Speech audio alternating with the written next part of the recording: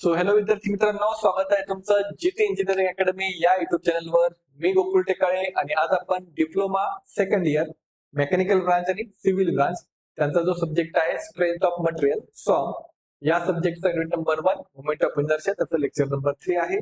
So already 2 lecture upload केलेले आहेत. So ते तुम्ही पाहू शकतात. जर अजून चॅनलला सबस्क्राईब नसेल केलं तर नक्की चॅनलला सबस्क्राईब करा.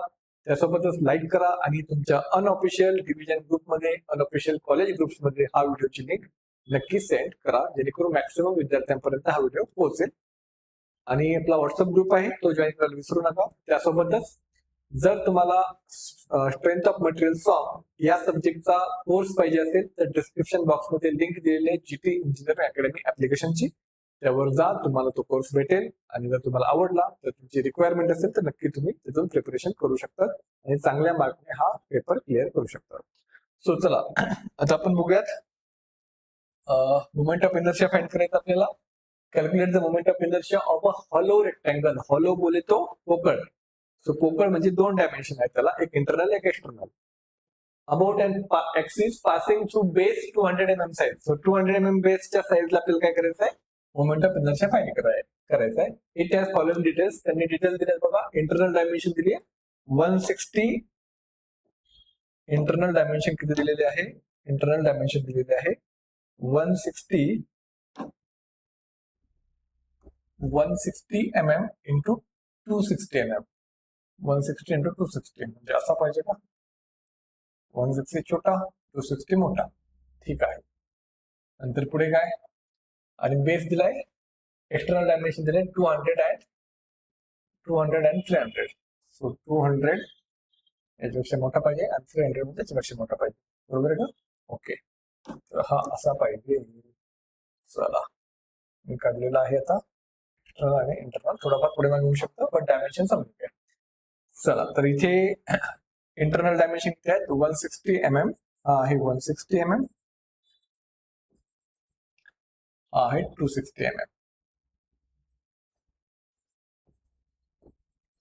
नंतर हा आहे 200 mm एक्सटर्नल डायमेन्शन आणि हा आहे 300 mm.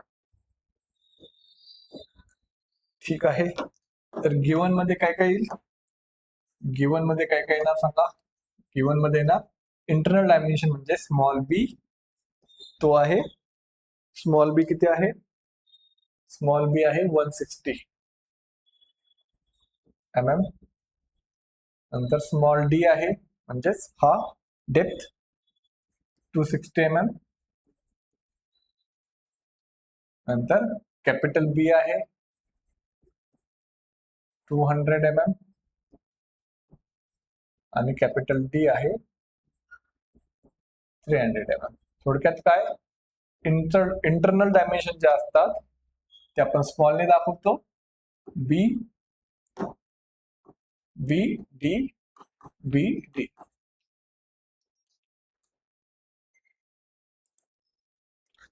तर स्मॉल बी स्मॉल डी कॅपिटल बी कॅपिटल डी.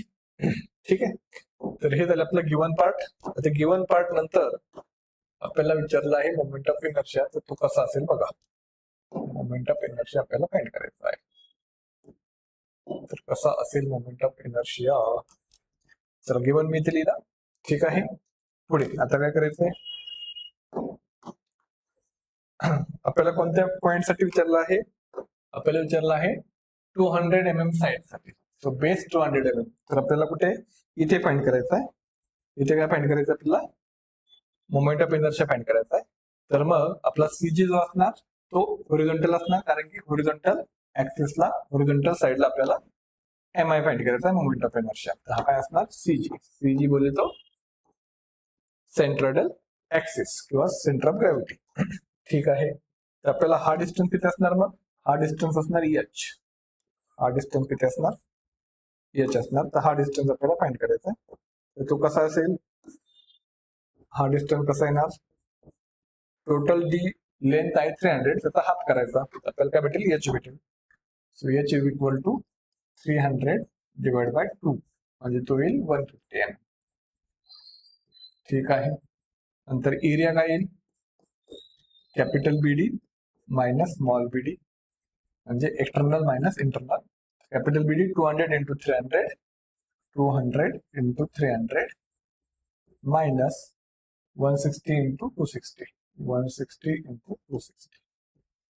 तर हा येईल आपला एरिया. किती येत आहे? 200 इंटू 300 मायनस 160 इंटू 260. तर 18400 येत आहे एरिया mm². आता मी हे का फाइंड करतोय? कारण की आपला फॉर्म्युला काय आहे? Moment of inertia I. आणि जर नेमिंग दिला तर नेमिंग लिहू शकतो किंवा आय लिहिलं तरी पण चालेल, किंवा आय बेस लिहूयात. I base is equal to I G plus A into h². हा आहे आपला फॉर्म्युला. तर त्यातून आपल्याला इन्फॉर्मेशन कोणती पाहिजे? आय जी माहित पाहिजे, ए माहित पाहिजे, एच माहित पाहिजे. तर एच भेटला, ए भेटला. आता आपल्याला आय जी फाइंड करायचा. आय जी कसा फाइंड करायचा सांगा? आय जी कसा फाइंड करायचा? आय जी फाइंड करायचा होरिझॉन्टल करतो ना आपण. कोणता ऍक्सिस हा? 200 साइड होरिझॉन्टल आहे. आय एक्स एक्स फाइंड करायचा. आय एक्स एक्स काय असणार मग?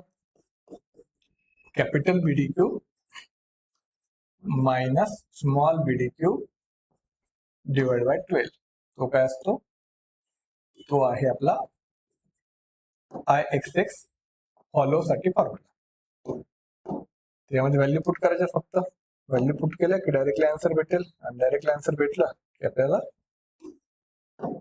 फॉर्म्युला व्हॅल्यू पुट करायच्या. ठीक आहे. सो कॅपिटल बी आहे 200 into 300 cube minus 160 into 260 cube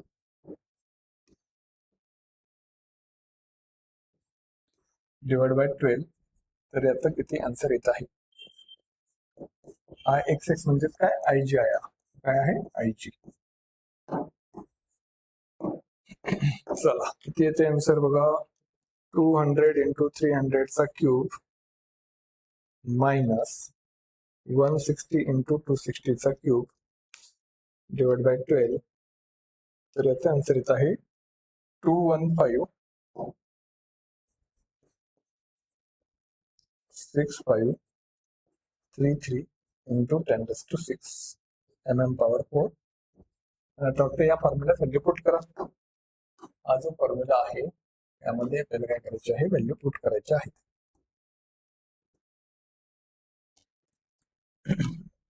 तर व्हॅल्यू जर पुट केल्या तर हा येईल 215.6533 इंटू 10⁶ प्लस एरिया. एरिया किती आहे? 18400 इंटू एच आहे 150 चा स्क्वेअर. त्यामध्ये जर ऍडिशन केली आपण 18400 ऑलरेडी कॅल्क्युलेट झालं होतं, प्लस 18400 इंटू 150 चा स्क्वेअर. तर आन्सर येत आहे 629. बरोबर आहे का? 629.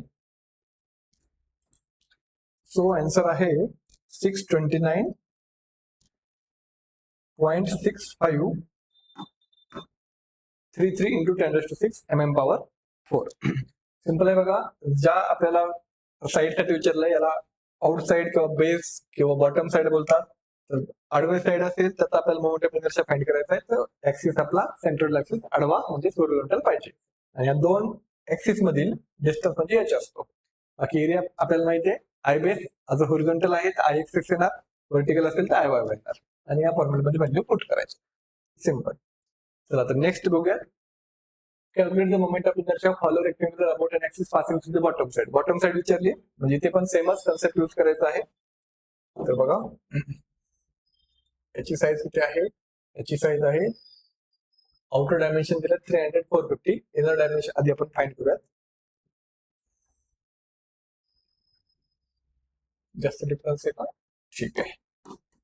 तर एक इनर डायमेन्शन, एक आउटर डायमेन्शन.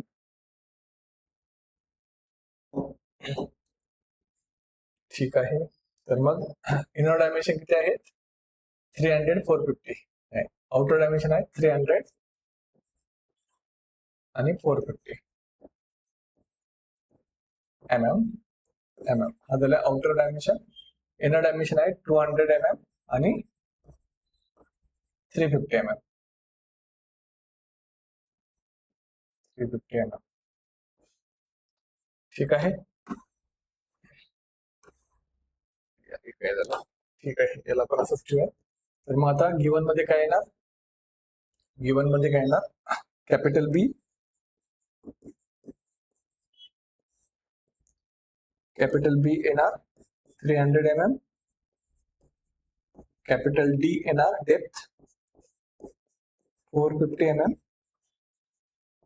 स्मॉल बी येणार 200 mm आणि स्मॉल डी येणार 350 mm. आपल्याला बॉटम साइड विचारलंय. बॉटम साइड कोणती आहे? बॉटम साइड आहे ही, याला बोलतात बॉटम साइड. ठीक आहे. तर आय बॉटमचा फॉर्म्युला काय येणार मग? I bottom is equal to I G plus area into H चा स्क्वेअर. म्हणजेच कसा सांगा? म्हणजेच आय जी म्हणजेच कसा येणार?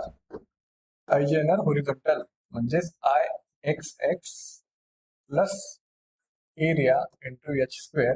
या तीन व्हॅल्यू फाइंड करा आणि नंतर फॉर्म्युल्यात पुट करा. चला आपण आता 1 बाय 1 तिन्ही व्हॅल्यू फाइंड करूयात. तर पहिली व्हॅल्यू काय आहे? आय जी फाइंड करूयात. म्हणजेच I X X I G is equal to I X X is equal to काय येणार? Capital B D cube minus small B D cube divide by 12 divide by 12. यामध्ये फक्त value put करायचे आहेत आणि answer find करायचा आहे. तर किती आन्सर येईल याचा? कॅपिटल बी किती आहे? 300 आहे. सो 300 इंटू कॅपिटल डी किती आहे? 450 आहे. सो 450 क्यूब मायनस स्मॉल बी किती आहे? 200 आहे इंटू स्मॉल डी आहे 350 क्यूब डिवाइड बाय 12. चला किती आन्सर येते बघा. आन्सर किती येत आहे? 300 इंटू 450 चा क्यूब मायनस 200 इंटू 350 चा क्यूब डिवाइड बाय 12. तर याचा आन्सर येत आहे, जे आन्सर येईल त्याच्यानंतर ENG प्रेस करायचं कॅल्सीवर. तर तुमचा आन्सर येईल 1.56351 इंटू 10⁹ mm पॉवर 4. हा जो 10⁹ असतो ना, हा कॅल्सीच्या एकदम छोट्या अक्षरात राईट साईडला असतो, ते लक्षात ठेवायचं. नंतर एरिया, सो एरिया काय येणार? External area B into D minus internal area small B into D. तर व्हॅल्यू जर पुट केल्या तर 300 इंटू 450 मायनस 200 इंटू 350. आता मागच्या एक्झाम्पल मध्ये मी आधी एरिया फाइंड केला होता, नंतर आधी एच फाइंड केला, एरिया फाइंड केला, नंतर आय जी फाइंड केला. कसंही करा, काही फरक पडत नाही. ठीक आहे. तर किती हा एरिया? 300 into 450 minus 200 into 350. हा येत आहे 65,000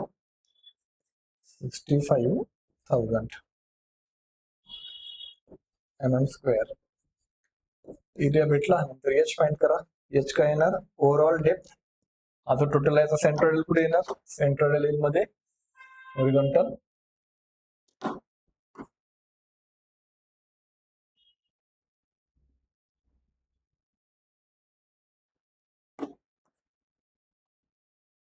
ओके, हा झाला CG आणि हा झाला H.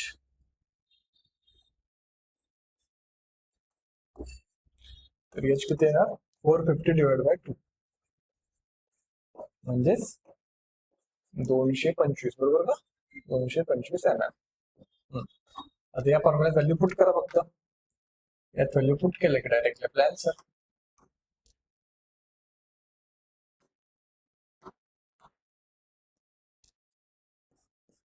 आय एक्स एक्स किती आहे? डायरेक्ट इथनच कॉपी करतो मी. ठीक आहे. प्लस एरिया किती आहे? एरिया आहे 65,000 इंटू एच किती आहे? 225 चा स्क्वेअर. हे जर आपण पूर्ण व्हॅल्यू पुट केल्या 1.56351 इंटू 10⁹ प्लस 6.000 इंटू 225 स्क्वेअर. ते आन्सर येतं आपलं 4.854 इंटू 10⁹ mm पॉवर 4. आम्हाला आय बॉटम. आय होप की तुम्हाला हे समजलं असेल. जर नसेल समजलं, काही डाऊट असेल तर पुन्हा पहा. ठीक आहे. थोडेसे नवीन असतात, थोडेसे मोठ्याले कॅल्क्युलेशन असतात, तर लवकर लक्षात येत नाही कधी कधी. तेव्हा प्रॅक्टिस करा, पुन्हा पहा. नाही समजलं तर कमेंट सेक्शन दिलेलं आहे, त्यामध्ये डाऊट विचारा, मी प्रयत्न करेल सांगायचा. ठीक आहे. हा झाला हॉलोचा. ह्या टाईपचा क्वेश्चन 100% येणार म्हणजे येणार एक्झामला. आता नेक्स्ट आहे calculate the polar moment of inner circular section. आता सर्क्युलर सेक्शनचे आपल्याला एक्झाम्पल सॉल्व्ह करायचे. आता आपण बघितले स्क्वेअर, रेक्टँगल, हॉलो रेक्टँगल. आता सर्क्युलर सेक्शन म्हणजे पुन्हा एकदा आपण फॉर्म्युलाची रिवाइज करूयात. काय आहे बघा, सर्कल साठी आहे एरिया π/4d स्क्वेअर किंवा रेडियस दिला असेल तर πr स्क्वेअर. आय एक्सेस πy सेम असतो सर्कल साठी π/64 d⁴. हॉलो असेल तर d² - d² आणि d4 - d4. नंतर फक्त सर्कलच बघूयात आधी, बाकीचं बघूयात नंतर. ठीक आहे. तर आता आपलं बघा polar moment of inertia. Polar moment of इनर्शियाची डेफिनेशन तुम्हाला माहित पाहिजे. काय असते पोलर मोमेंट ऑफ इनर्शियाची definition? I polar is equal to काय असतो? I X plus I Y. ह्या दोघांची ऍडिशन म्हणजे पोलर मोमेंट ऑफ इनर्शिया असते. आपल्याला गिवन मध्ये काय दिले? डायमीटर दिले. सो गिवन मध्ये काय आपल्याकडे डायमीटर दिलेली आहे 50 mm. तर सिंपल आहे बघा. काय करायचं तुम्हाला, यामध्ये व्हॅल्यू पुट करायच्या. आधी फॉर्म्युला पुट करायचा. फॉर्म्युला काय आहे? π/4 इंटू d⁴. स्मॉल ल्या कॅपिटल ल्या काही फरक पडत नाही. जर एकच डायमीटर असेल तर काही फरक पडत नाही. जर एक्सटर्नल इंटरनल दिले असेल तर मग प्रॉपरली घ्यायचं. External capital D, internal small D. त्यामध्ये व्हॅल्यू पुट करायच्या. π/64 इंटू स्मॉल डी किती आहे? 50 आहे. सो 50चा स्क्वेअर प्लस π/64 इंटू 50चा स्क्वेअर. तर किती येत आहे answer? Polar moment of inertia बघा किती येत आहे? पाय इंटू 50चा स्क्वेअर नाही हा, 4 पॉवर पाहिजे. 4 पॉवर. घाई गडबड म्हणजे चुकतं, त्यामुळे लक्ष द्यायचं. 50चा पॉवर 4 डिवाइड बाय 64. तर याचा आन्सर येत आहे 306.796 इंटू 10⁻³ हा पण सेमच आहे, त्याचा पण आन्सर सेमच असणार आहे. 306.796 इंटू 10⁻³. तर यांची जर आपण ऍडिशन केली तर याचा आन्सर येत आहे IP is equal to 613.592 into 10⁻³. आता एक शॉर्टकट सांगतो. Polar moment of inertia circular section साठी डायरेक्टली फॉर्म्युला असतो IZ is equal to π/32 into d⁴. संपला विषय. करा बघा, पाय इंटू d⁴, 50चा power 4 divide by 32. Directly answer येते 613.592. तर हा शॉर्टकट फॉर्म्युला आहे. हा वापरला तरी सुद्धा चालेल. ठीक आहे. चला next, calculate the moment of inertia about any tangent of a circle having 400 mm radius. तर रेडियस 400 mm आहे. तर रेडियस म्हणजे काय? रेडियस बोले तो क्या?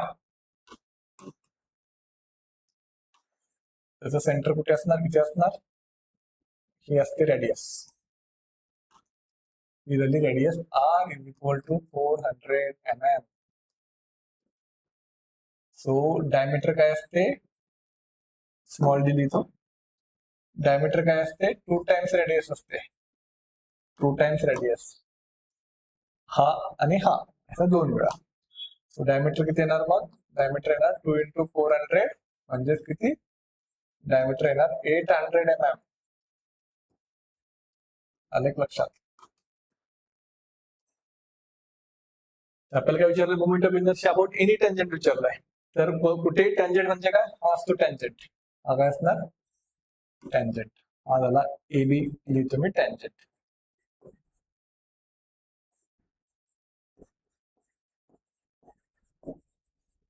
असा पण लिहू शकता तुम्ही, हा पण टेंजेंटच आहे. कसंही करा सेमच पडतं. तर एच हमेशा सर्क्युलर सेक्शन साठी एच हमेशा काय असणार d/2 असतो. एच हमेशा काय असणार d/2 जे किती येणार तो 400 येणार.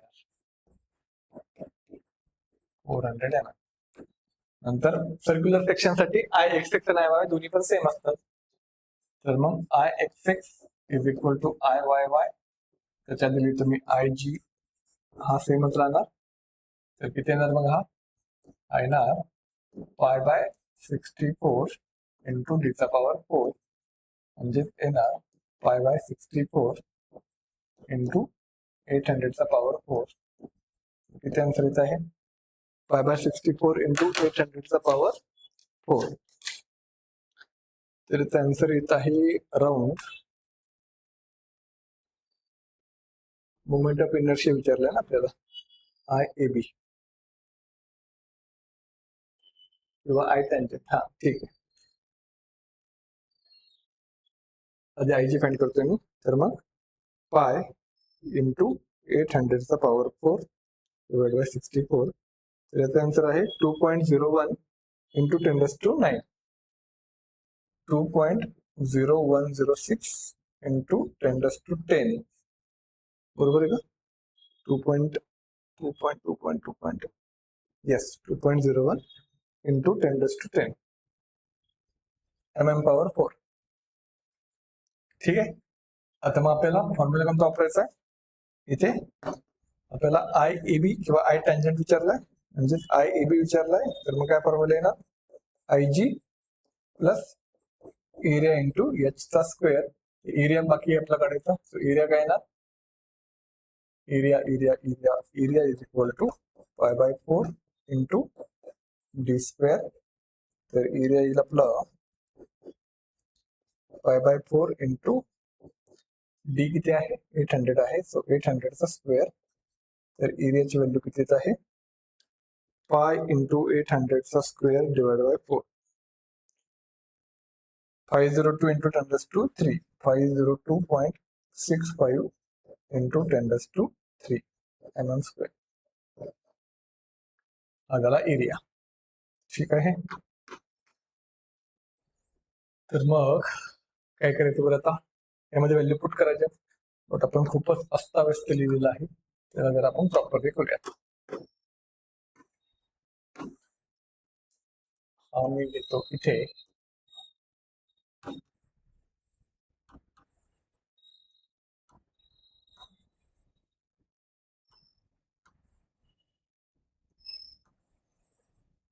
गिवन पार्ट एच चा पार्ट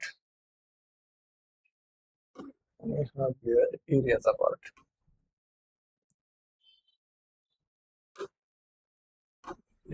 आय जी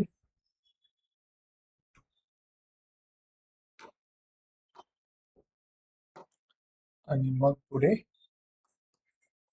हा formula I A B is equal to I G ची व्हॅल्यू आहे 2.0106 इंटू 10⁻10 प्लस एरिया आहे 502.65 इंटू 10⁻3 आणि इंटू एच आहे 400चा स्क्वेअर 400चा स्क्वेअर. तर आय ए बी काय येणार आय ए बी काय येणार जर पूर्ण कॅल्सियम मध्ये जर आपण टाकलं तर येत आहे answer 1.005 into 10⁻11 1.005 into 10⁻11 mm power 4 किंवा कॅल्सियम तुमच्या असं पण येऊ शकतं 100.53 इंटू 10⁻9 दोन्ही पण बरोबर आहेत mm पॉवर 4. कसंही करा सेमच येणार आहे. ठीक आहे. कोणत्या पद्धतीने करा समजलंय का. शॉर्टकट जर बघायचं झालं हे आपण एकदम स्टेप बाय स्टेप केलंय. तुमची जर प्रॅक्टिस झाली तुम्ही डायरेक्टली असं करू शकता I A B is equal to I G चा फॉर्म्युला π/64 आय जी चा formula into D power 4 plus area π/4 into D चा स्क्वेअर आणि इंटू एच चा स्क्वेअर. एच म्हणजे d/2 इथे पण तुम्ही चेंज करू शकतात डी बाय 2. तर हे जर टाकलं तुम्ही व्हॅल्यू टाकले डीच्या फक्त ऍज इट इज कॅल्क्युलेट टाकलं तरी पण डायरेक्टली तुम्हाला हे आन्सर भेटून जाईल. आधी सुरुवातीला आपण स्टेप बाय स्टेप करा, थोडीशी प्रॅक्टिस झाल्यानंतर मग डायरेक्टली हा यूज केला तरी सुद्धा चालेल. तर हे होते काही क्वेश्चन आपले. सो नेक्स्ट लेक्चरला आपण घेऊयात आणखी याचे नेक्स्ट रेडियस ऑफ गायरेशनचे क्वेश्चन आणि त्यासोबत नंतर मग ट्रायंगुलर सेक्शनचे क्वेश्चन. सो जर अजून चॅनलला सबस्क्राईब नसेल केलं तर नक्की करा. बाकी भेटूयात नेक्स्ट लेक्चरला.